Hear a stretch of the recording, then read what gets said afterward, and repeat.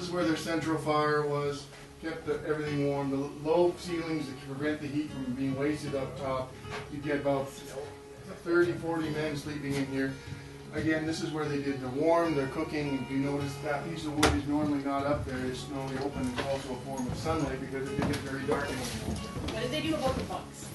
It's winter, ma'am. There's no bugs. You will see these later on in the tour, ma'am. They cut the trees in the winter, drag them onto the ice, and leave them there, putting their brand on the tree, marked tree, so they know which company gets them. And then when the spring thaw comes, boom, down the rivers they go. Did many men die in this process? Thousands. Did you always want to be a tour guide? No, I hate people.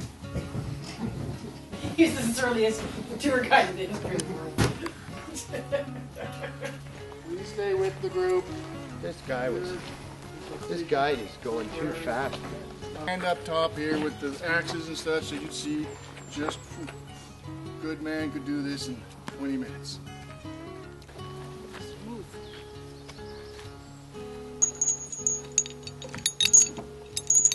As I was saying, the snow would froze to make the river easier.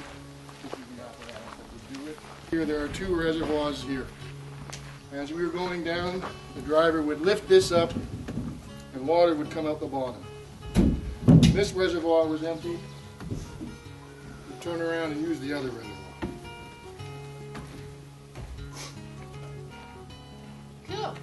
It was the world's oldest job. They started gathering speed and would overtake and kill the horses in seconds. Hard to imagine the impact this powerful amphibious tugboat must have had when it was invented in 1889 by John Seabram West. So For the generations of loggers who had known nothing but the slow, exhausting horse-powered cottage crib as a way of moving logs across remote lakes, Mr. West's creation would have been a stunning breakthrough. The new machine was a steam-powered tug and winch combined into anchorage. The alligator's boiler, fed with 3/4 of a cord of wood, built up enough steam to warp booms up to 60,000 logs as far as 10 hours. Most impressively of all, however, was the alligator's ability to winch itself overland from one lake to another.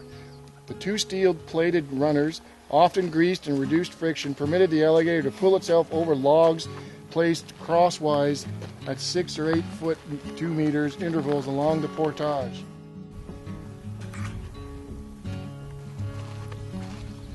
The lumberjack song. The problem was finally solved by putting special cleaning teeth called rakers between the cutting teeth to remove sawdust and shavings. With that simple improvement, the crosscut saw was immediately replaced. The act, do not touch the tools. We're almost done. And then I can start again. A relentless wheel. They teach too much history in school today. They should teach less of it. I hate it when the tour guides get funny. Horses are in here? We're in here. There are no horses, but in the period it would be horses.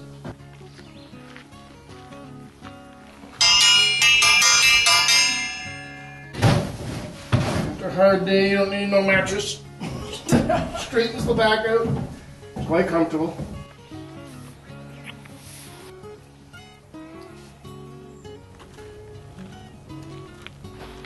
How many times have you been on this tour?